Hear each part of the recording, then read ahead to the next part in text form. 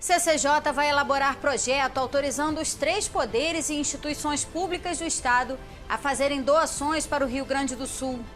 Exposição na Casa Firjan propõe uma reflexão sobre o futuro das profissões. Núcleo de pesquisa da UFRJ está restaurando o acervo do arquiteto e urbanista Arquimedes Memória, que projetou o Palácio Tiradentes.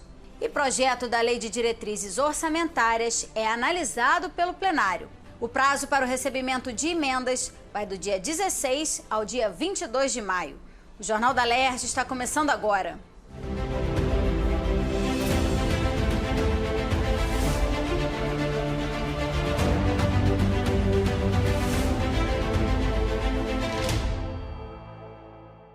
Boa noite. A Comissão de Constituição e Justiça vai elaborar um projeto de lei autorizando os poderes Executivo, Legislativo e Judiciário, o Tribunal de Contas, o Ministério Público e a Defensoria Pública a realizarem doações para o estado do Rio Grande do Sul. A iniciativa foi apresentada pelo deputado Luiz Paulo, considerando o princípio da solidariedade federativa. Cada um desses órgãos possui um fundo, uma espécie de reserva financeira para ser usada em momentos especiais. A gente avocou aqui para discutir na CCJ um princípio constitucional que é o princípio da solidariedade federativa, que permite que não somente a União, mas estados e municípios possam ajudar aqueles estados ou municípios que estão violentamente afetados por esses eventos e essas tragédias climáticas. E no Rio Grande do Sul, no mínimo 80% dos municípios foram atingidos, que dá mais de 400 municípios. O estado do Mato Grosso doa 50 milhões de reais para o Rio Grande do Sul através de projeto de lei. Então, houve já esse princípio da solidariedade federativa praticada. Conversei com juristas e a própria CCJ reconhece esse princípio. Então, a CCJ vai preparar um projeto de lei autorizando os poderes a fazerem esses tipos de doações. O Rio Grande do Sul vive uma catástrofe ambiental. Os recursos seriam utilizados para ajudar na reconstrução do estado. Do Poder Executivo, os recursos viriam do FECAM, Fundo Estadual de Conservação Ambiental e Desenvolvimento Urbano, do Poder Judiciário, do Fundo Especial do Tribunal de Justiça, do Legislativo, do Fundo Especial da LERJ, que já foi utilizado em outra situação semelhante, na cidade de Petrópolis, região serrana do Rio. Nós também procuramos dizer que os deputados podem utilizar suas emendas impositivas naquele percentual livre que ele tem de 40% da sua emenda. Por que 40%? Porque 30% tem que ser para a saúde, 30% para a educação, então no limite de até 40%, se o deputado assim o desejar. Então estamos fazendo regras gerais que valerá para o Rio Grande do Sul, caso o plenário aprove, mas poderá valer também para qualquer outra unidade federativa, porque até presente data os poderes, principalmente a Assembleia e o Executivo, socorriam única e exclusivamente os 92 municípios do nosso estado quando atingidos por essas graves catástrofes. A LERJ concluiu esta semana o ciclo de capacitação em Educação Legislativa e Direitos Humanos. A atividade faz parte das comemorações do Dia Nacional da Educação Legislativa, comemorado nesta quarta-feira. Na palestra de hoje, o tema foi a educação democrática para os direitos humanos. A professora da UF, Viviane Merlim Moraes, dividiu o assunto nas várias fases da humanidade no mundo e no Brasil, desde a Revolução Francesa, de 1789, passando pela Declaração Universal dos Direitos Humanos da ONU, de 1948, a Constituição Brasileira de 1988, que garante ensino público para todos, e a criação da Lei de Diretrizes e Bases da Educação Nacional, aprovada em 1996. De 96 para cá a gente já teve muitas mudanças, né? E vai sempre sofrendo ali algumas emendas que vão alterando alguns aspectos da Lei de Diretrizes e Bases, né? Uma mais importante que a gente teve recentemente, que eu julgo para a garantia do direito à educação, foi a ampliação da escolarização obrigatória. Quando essa lei foi aprovada em 96, a escolarização obrigatória era dos 7 aos 14 anos. Hoje é dos 4 aos 17. Ou seja, grande parte da população que historicamente esteve fora da escola, hoje tem, garantido pelo Estado o direito de estar na escola. De acordo com a professora, todos esses mecanismos visam o bem-estar e a preservação dos direitos das pessoas em diversos níveis, inclusive na educação. Quando a gente fala do conceito de educação democrática, a gente está pensando em formas de superar as relações de opressão que estruturam historicamente a sociedade brasileira, né? Então, combater todas as formas de preconceito, de racismo, de LGBTfobia, enfim, né? Todas essas relações que vão oprimindo pessoas e grupos que já estão historicamente subalternizados e subordinados, né? A gente vê nos últimos anos um avanço do conservadorismo e mesmo das posturas reacionárias que visam muitas vezes eliminar pessoas da vida em sociedade mesmo, né? Então, trabalhar para uma educação democrática é entender que todas as formas de ser e estar no mundo são importantes e que todos precisam respeitá-las. A próxima palestra nesta quinta-feira será ministrada pela coordenadora da Escola do Legislativo, Adriana Mota. Nós vamos fazer, então, o último encontro desse ciclo, que vai abordar o tema Relações de Gênero e Educação. E eu vou dar um exemplo bem prático. Nós, mulheres, somos maioria no sistema educacional. Existem mais mulheres mestres, mais mulheres doutoras, mais mulheres graduadas, portanto, somos muito bem escolarizadas, mais escolarizadas do que os homens, mas ganhamos menos do que eles. Então, o que tem a ver a questão de gênero e a educação que não tem proporcionado às mulheres uma vida melhor, mesmo tendo mais escolaridade? A gente vai conversar um pouco sobre isso. Aproveito para convidar cada um e cada uma. Quem ainda não fez a inscrição pode vir direto aqui no auditório da Escola do Legislativo, no 2º andar da Rua da Ajuda, número 5, a partir das 10 horas da manhã, nessa quinta-feira. O projeto, que estabelece as diretrizes para a elaboração da Lei Orçamentária Anual de 2025, passou hoje pelo 2º dia de discussões. O prazo para os parlamentares apresentarem emendas ao texto original começa amanhã e vai até o dia 22. Veja tudo o que foi discutido pelos deputados no plenário na matéria de Fernanda Nogueira. Na sessão plenária desta quarta-feira, os parlamentares discutiram um projeto que solicita a criação do programa IPVA em Dia. A proposta dos deputados Luiz Paulo e Cláudio Caiado tem o objetivo de facilitar o pagamento de dívidas de IPVA e multas. Os débitos dos anos de 2020 a 2024 poderão ser quitados em até 12 vezes sem juros. O texto recebeu 5 emendas e vai ser analisado pelas comissões. Um projeto que é bom para o Estado, que aumenta a arrecadação do Estado, porque a inadimplência é 35%. É bom para os municípios, porque 50% dessa arrecadação vai para os municípios para ser dividido pelos municípios proporcional ao número de emplacamentos. É bom para o contribuinte, que não vai ser mais assaltado pela máfia do reboque. Porque, veja, se ele não tem dinheiro para pagar o IPVA, nem para pagar as multas, que estão no bojo do próprio projeto de ser parcelada, ele não consegue tirar o CRLV, o verdinho. Não tendo o verdinho, ele está com a documentação errada. Ele não tem documentação atualizada do veículo. Em qualquer blitz, o carro é apreendido. Passou pelo 2º dia de discussão o projeto de lei que define as diretrizes para a elaboração do orçamento de 2025. A proposta também serve de base para a revisão do plano plurianual de 2024 a 2027. Na mensagem encaminhada pelo governo, a receita bruta estimada para o ano que vem é de quase 107 bilhões de reais, enquanto as despesas devem ficar na ordem de 121 bilhões, o que representa um déficit de 13 bilhões de reais. De acordo com o Poder Executivo, o aumento das despesas foi fortemente impactado pela cobrança do serviço da dívida do Estado com a União. Para o deputado André Correia, apesar de a dívida ser o maior problema do orçamento, o Estado do Rio vai ter déficit primário pela primeira vez no ano que vem. A receita já não está sendo suficiente para pagar essas despesas, sem contar o pagamento dos juros e amortização da dívida. Isso é muito grave. Ou seja, esse ponto a gente tem que começar a levantar, porque o Estado vai ter que se reestruturar de alguma forma, né?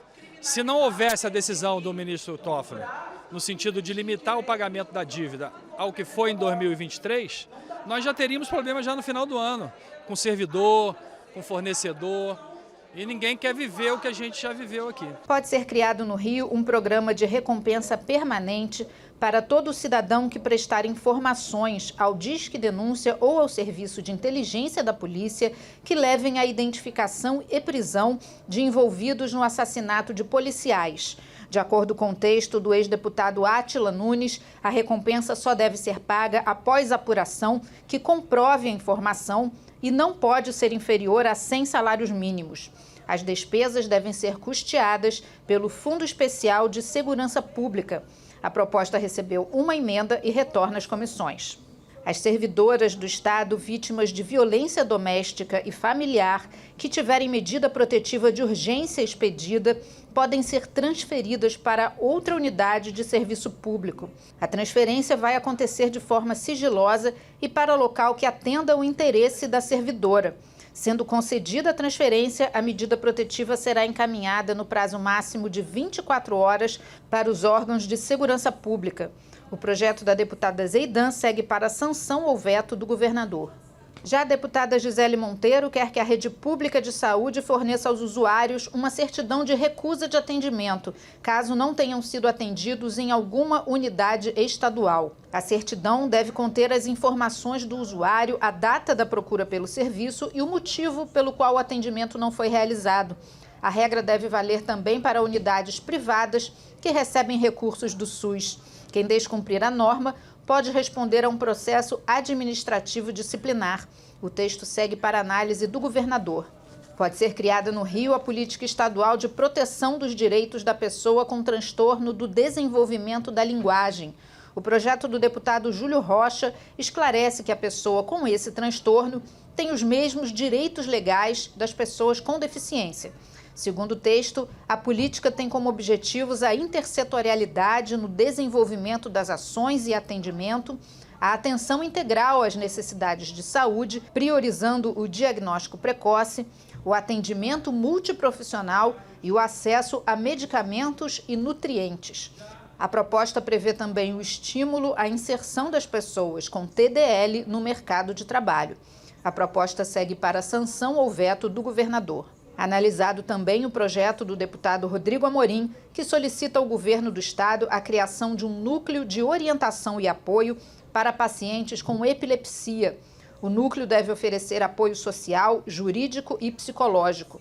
O projeto segue para sanção ou veto do governador. Aprovada em primeira discussão a proposta do deputado Munir Neto, que cria o programa de apoio ao cinema fluminense em mostras, festivais e premiações. O objetivo é garantir o apoio do Poder Executivo para que filmes produzidos ou coproduzidos por produtoras independentes do Rio participem de mostras, festivais e premiações nacionais e internacionais. Segundo o projeto, a Secretaria de Cultura do Estado deve fornecer passagens e hospedagens para que os profissionais envolvidos nas produções participem desses eventos. O texto retorna para mais uma votação no plenário. As pessoas que recebem esses prêmios, as produtoras, têm dificuldade de receber esses prêmios. Então, com esse projeto, nós vamos conseguir que as pessoas, quando contempladas com os prêmios nacionais e até mesmo internacionais, vão ter verbas para poder ir nos locais destinados e receber seus prêmios, tanto nacionais como internacionais, com a verba do Fundo da Cultura. O Maio Laranja é o mês de conscientização e combate ao abuso e exploração sexual de crianças e adolescentes. Por isso, a Comissão de Defesa da Criança, Adolescente e Idoso da Alerj vai fazer uma ação nesta quinta-feira na Central do Brasil com a distribuição de panfletos explicando como identificar os sinais de que este tipo de crime pode estar acontecendo. No dia 18 de maio é o Dia Nacional de Combate ao Abuso e Exploração Sexual de Criança e Adolescente. Então nós vamos fazer no dia 16, que é nessa quinta-feira, um trabalho na Central do Brasil de panfletagem e conscientização da população do Estado para combater esse crime tão grave. Então, conto com a ajuda de toda a população. O avanço tecnológico acelerou a vida e trouxe mudanças cada vez mais rápidas. Nas relações de trabalho não tem sido diferente. Quais serão as profissões do futuro? Uma exposição na Casa Firjan propõe reflexões sobre o tema tão atual e desafiador. O futuro das profissões foi elaborada pelo SESI Lab de Brasília e ficou em cartaz na cidade durante o ano passado, quando recebeu 170 mil visitantes. Até o dia 21 de julho, pode ser conferida no Rio de Janeiro.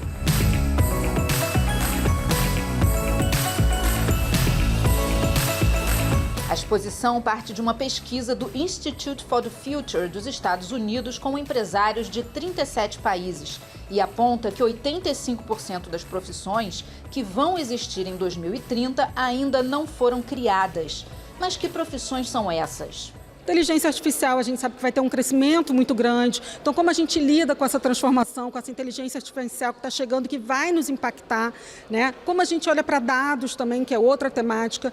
Emergência climática, questões relacionadas ao clima, a gente está vivendo isso, né? Então, isso também está relacionado aos trabalhos do futuro. Como a gente vai lidar com a mudança climática do planeta. Enfim, a gente tem uma série de sinais que a gente pode estar atento, né? E acompanhar para ver como isso vai se desdobrar. Mas a certeza é, muita coisa vai mudar e vai mudar muito rápido. A mostra se divide em 5 módulos. Trajetórias Plurais traz painéis giratórios com relatos sobre a atividade profissional de jovens e adultos brasileiros de diferentes origens. Em Futuros do Presente, o visitante é desafiado a conectar produtos e serviços às suas respectivas cadeias produtivas, identificando tendências do presente e do futuro. No módulo Aprender a Aprender, personalidades com atuação reconhecida em suas áreas profissionais falam sobre o desenvolvimento de habilidades para o trabalho do futuro. Hoje a gente não trabalha mais com uma área específica, a gente trabalha com um conjunto de conhecimentos que precisam ser conectados e que precisam ser compreendidos numa visão sistêmica. Então, esse desafio da formação continuada é presente em todas as áreas de conhecimento e por isso que é importante a gente mobilizar os profissionais para a questão do futuro das profissões, né? Para se pensar essas competências para qualquer profissão que venha, ou a nossa ou outra que porventura a gente se coloque como desafio de vida para uma mudança de trajetória profissional, ou mesmo para os nossos filhos, a gente está orientando os nossos netos, para que eles tenham realmente um olhar para o mercado de trabalho, porque quando a gente pensa, antigamente nós tínhamos o tempo, era o tempo de lazer, era o tempo de trabalho, né? Era o tempo com a família, hoje tudo se mistura. Né? Hoje os tempos eles estão, a gente está em casa, a gente está trabalhando porque a tecnologia está aí, então tudo isso precisa ser compartilhado porque acima de tudo a gente precisa ser feliz. Essa aqui é uma parte bem interessante da exposição, é um quiz, um questionário com perguntas que você responde e aí ele vai te dizer qual vai ser a sua profissão do futuro. E eu vou fazer esse questionário, vou responder as perguntas, vamos ver aqui o que ele vai me dizer. Eu vou começar aqui. Sou fera em redação? Isso aí eu vou dizer que sou, hein? Concordo totalmente. Faço contas de cabeça, adoro jogos de adivinhação com problemas de lógica e matemática. Sou uma bússola ambulante, adoro ler mapas e nunca me perco, sou eu. Sou capaz de assobiar qualquer música com perfeição. Aí não, né? Olha só, a minha profissão do futuro é gestora de patrimônio digital. Eu preciso descobrir ainda o que é isso, né? Vamos lá.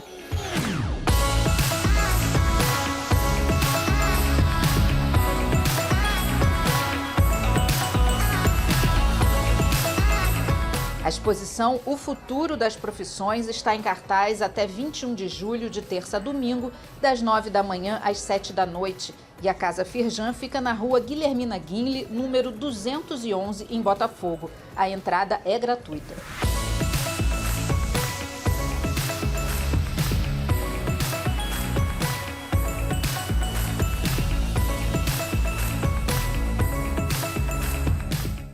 Todo o acervo do arquiteto e urbanista Arquimedes Memória, que projetou diversos prédios históricos no centro do Rio, está sendo catalogado e restaurado no Núcleo de Pesquisa e Documentação da UFRJ. Um desses projetos é o Palácio Tiradentes, sede histórica da Assembleia Legislativa, que completou 98 anos. Quem passa pelo centro do Rio não tem como deixar de notar o majestoso prédio, o Palácio Tiradentes, essa joia da arquitetura quase centenária.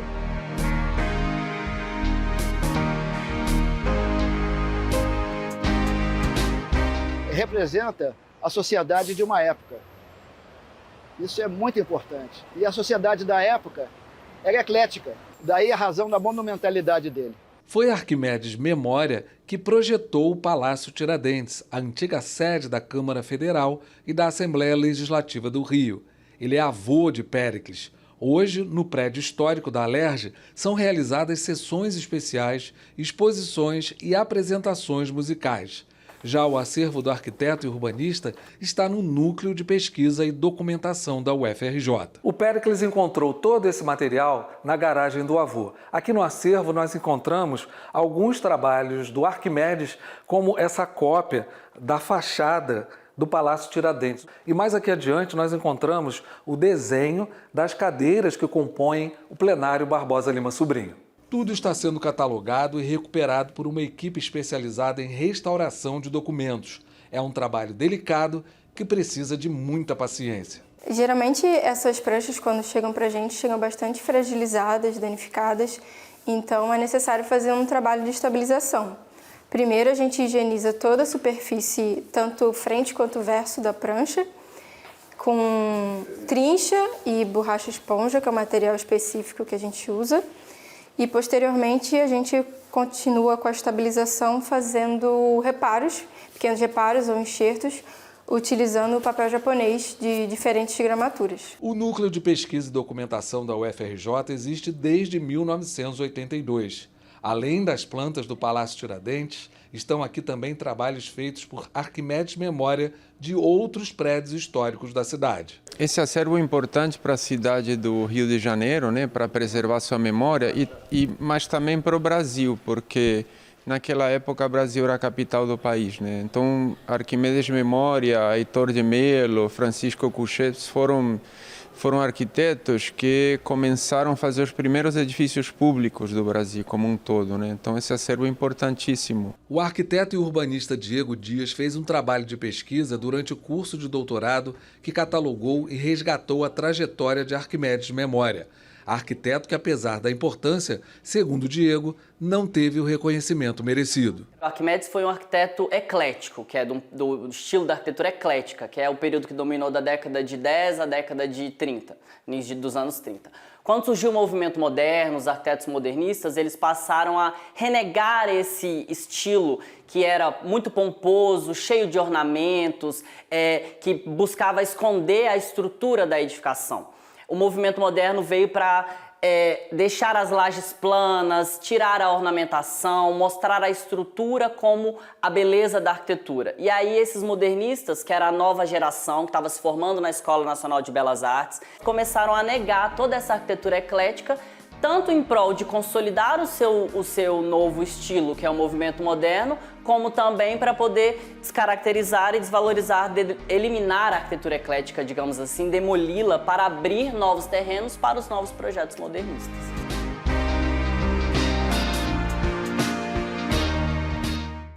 O Jornal da Alerj fica por aqui. Você pode acompanhar a programação também em nosso site e pelas redes sociais. TV Alerj, o canal do povo. Uma boa noite para você e até amanhã.